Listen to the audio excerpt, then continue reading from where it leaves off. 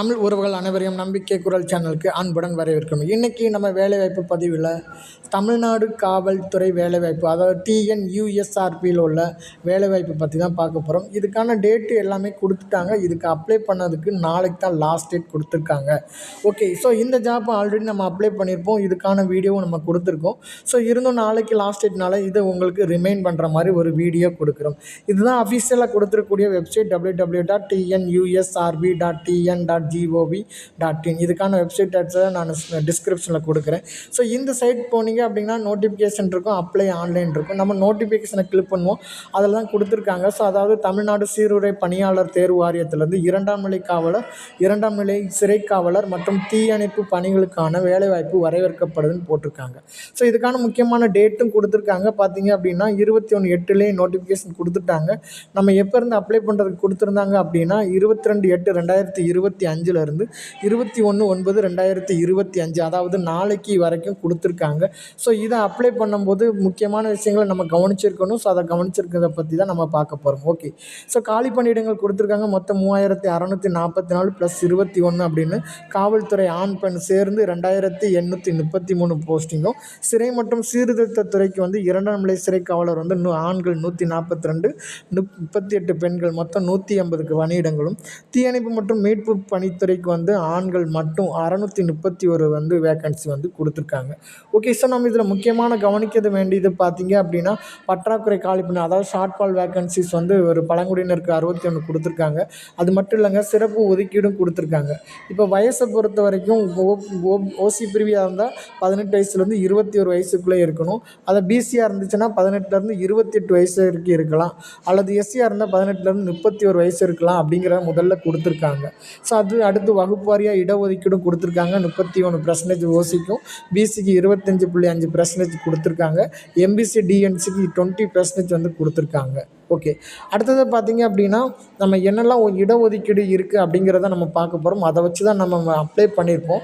So அந்த இடஒதுக்கீடு பார்த்திங்க அப்படின்னா தமிழ் மொழி பயின்றிருந்தோம் அப்படின்னா அதுக்கு 20% முன்னுரிமை தராங்க. ஸோ அதாவது இந்த பணியிடத்துக்கு பள்ளி காலத்திலேருந்து முதல் வகுப்புலேருந்து 10ஆம் வகுப்பு வரை தமிழ் மொழியை மட்டும் படிச்சிருந்தால் அவங்களுக்கு 20% மார்க் கொடுப்பாங்க. அதுக்கான மாதிரி படமும் கொடுத்துருக்காங்கன்னு சொல்லியிருக்காங்க. அடுத்தது பார்த்திங்க அப்படின்னா 5% முன்னாள் இராணுவத்திற்கு இடஒதுக்கீடு கொடுக்குறாங்க. அது மட்டும் இல்லைங்க, 3% வந்து ஆதரவற்ற விதவைகளுக்கு கொடுக்குறாங்க. ஓகே, ஸோ இப்போ நெக்ஸ்ட்டு பார்த்தீங்க அப்படின்னா பதவி விருப்ப முன்னுரிமை. ஸோ இது ஃபஸ்ட்டு யாருக்கு கொடுக்குறாங்க அப்படின்னா பெண் விண்ணப்பதாரர்கள் 2ஆம் நிலை காவலர் மற்றும் 2ஆம் நிலை சிறை காவலர் பதவிகளுக்கு மட்டுமே முன்னுரிமை அளிக்க இயலும். ஸோ தீயணைப்புத்துறைக்கு வந்து பெண்களுக்கு கிடையாது அப்படிங்கிறது சொல்லியிருக்காங்க. அதே இது ஆண் விண்ணப்பதாரர்களாக இருந்தால் 2ஆம் நிலை காவலர், 2ஆம் நிலை சிறை காவலர் மற்றும் தீயணைப்பாளர் பதவிகளுக்கு முன்னுரிமை அளிக்கப்படும் சொல்லியிருக்காங்க. ஸோ அடுத்தது பார்த்திங்கன்னா தேர்வு முறை கொடுத்துருக்காங்க. தமிழ் மொழியில் தான் நம்ம தேர்வு எழுத போகிறோம். ஸோ அதில் 80 கொஸ்டின் கேட்குறாங்க. அதே மாதிரி முதன்மை எழுத்து தேர்வு 70 மார்க் கேட்குறாங்க. ஸோ அதுக்கப்புறம் பார்த்திங்கன்னா உடன்திறன் போட்டிக்கு வந்து 24 மார்க்கும், சிறப்பு மதிப்பெண்கள் ஒரு 6 கொடுக்குறாங்க. இப்போ தமிழ் எக்ஸாம் பொறுத்த வரைக்கும் என்னெல்லாம் இருக்குது அப்படின்னா தமிழ் மொழி தேர்வில் வந்து கட்டாயமாக தேர்ச்சி பெறணும். இதுக்கு வந்து பார்த்திங்கன்னா 80 மதிப்பெண்கள் கேட்பாங்க. ஒவ்வொரு கொஸ்டினுக்கு 1 மார்க்கு. நம்ம குறைந்தபட்சம் பாஸ் மார்க் அப்படின்னா 32 மார்க் எடுத்தால் தான் முதன்மை எழுத்து தேர்வுக்கு நம்ம செலக்ட் ஆகும்னு சொல்லியிருக்காங்க. இந்த முதன்மை எழுத்து தேர்வில் பொது அறிவு 45 மார்க்கு கேட்குறாங்க, உளவியல் வந்து 25 மார்க்குக்கும் நமக்கு கேட்குறாங்க. அடுத்தது பார்த்திங்கன்னா உடற்தேர்வு பார்த்திங்கன்னா சான்றிதழ் சரிபார்ப்பு பண்ணதுக்கப்புறம் தான் உடல் தேர்வு வைக்கிறாங்க. இந்த சான்றிதழ் சரிபார்ப்புக்கு எந்த விதமான மார்க்கும் நமக்கு கிடையாது. கரெக்டான ஃபிட்னஸ் இருந்துச்சு அப்படின்னா நம்ம கண்டிப்பாக இது வந்து அடுத்த எக்ஸாமுக்கு வந்து நம்மளை அலோவ் பண்ணுவாங்க. ஓகே, ஸோ அடுத்தது பார்த்திங்கன்னா சிறப்பு மதிப்பெண்கள். இந்த சிறப்பு மதிப்பெண்கள் 6 மார்க் கொடுத்துருக்காங்க. ஸோ இது அதிகபட்சம் 6 மார்க் எதுக்கெல்லாம் பார்த்திங்கன்னா என்சிசி, என்எஸ்எஸ், ஸ்போர்ட்ஸ் அல்லது ஸ்போர்ட்ஸ் கேம்ஸில். ஸோ என்சிசியை பொறுத்த வரைக்கும் 2 மார்க்கு, சி கிரேடாக இருந்தால் 2 மார்க்கு கொடுக்குறாங்க, என்எஸ்எஸ் இருந்தால் அதிகபட்சம் 2 மார்க் கொடுத்துறாங்க. அதே மாதிரி கேம்ஸில் நம்ம பார்ட்டிசிபேட் பண்ணி சர்டிஃபிகேட் இருந்திருந்தோம்னா அதுக்கும் 2 மார்க் வந்து நமக்கு கொடுக்குறாங்க. ஸோ அதுக்கப்புறம் லாஸ்ட்டாக பார்த்திங்கன்னா தற்காலிக தேர்வு பட்டியல் வந்து கொடுப்பாங்க. அதாவது விண்ணப்பதாரர்கள் எழுத்து தேர்வு, உடற்திறன் போட்டி மற்றும் சிறப்பு மதிப்பெண்கள் ஆகியவற்றில் அதிக மதிப்பெண் பெற்ற மாணவர்களுடைய மதிப்பெண் பட்டியல் வந்து முதல்ல தரவரிசைப்படி கொடுப்பாங்கன்னு சொல்லியிருக்காங்க. ஸோ அதுக்கப்புறம் பார்த்திங்க அப்படின்னா மெடிக்கல் டெஸ்ட். இது முடிச்சிட்டு அப்படின்னாலே மருத்துவ பரிசோதனை மற்றும் குணநலம் மற்றும் முந்தைய பழக்க வழக்கங்கள் சரிபார்த்தல் கொடுத்துருக்காங்க. ஸோ இது முடிச்சிட்டோம் அப்படின்னா நேரடியாக நம்ம வந்து ஜாப்பு தான் நமக்கு கிடைக்கும். ஸோ இதை அப்ளை பண்ணுறதுக்கு தேர்வு கட்டணம் பார்த்திங்கன்னா 250 ரூபா கொடுத்துருக்காங்க. இது இதுதான் அஃபிஷியலாக கொடுத்துருக்கக்கூடிய வெப்சைட். இந்த வெப்சைட்டில் பார்த்தீங்க அப்படின்னா நம்ம வந்து ஆல்ரெடி ரிஜிஸ்டர் பண்ணியிருந்தோன்னா யூசர் நேம் பாஸ்வேர்ட் வச்சு நம்ம பண்ணிக்கலாம். அப்படி இல்லைன்னா நியூ ரிஜிஸ்டரை கிளிக் பண்ணிவிட்டு சம் இம்பார்ட்டன்ட் டேட் கொடுத்துருக்காங்க. அந்த டேட்டையும் நம்ம பார்த்துட்டு நம்ம என்ன செய்யணும் அப்படின்னா நம்மளோட சரியான டீட்டெயிலாக அந்த ஃபில் பண்ணிவிட்டு நாம் அப்ளை பண்ணுற மாதிரி இருக்கும். ஸோ இதில் வந்து ஓஎம்ஆர் ஷீட்டில் தான் எக்ஸாம் நடத்துவாங்க. ஓஎம்ஆர் ஷீட்டில் எந்த விதமான முறைகேடும் இருக்கக்கூடாது. அப்படி இருந்தால் அப்படின்னா அடுத்த எக்ஸாமில் வந்து கண்டிப்பாக அலோவ் பண்ண மாட்டேங்கிறத சொல்லியிருக்காங்க. ஸோ ரொம்ப ரொம்ப கவனமாக இருக்கணும். ஸோ பதிவேற்றம் செய்யப்பட்ட வேண்டிய ஆவணங்கள்லாம் பார்த்தீங்க அப்படின்னா விண்ணப்பதாரர் பேருக்கான 10ஆம் வகுப்பு மாற்றம் செய்திருப்பேன் அது கொடுக்கணும், அல்லது பிறந்த தேதி சான்றிதழ் நம்ம கொடுக்குறோம்.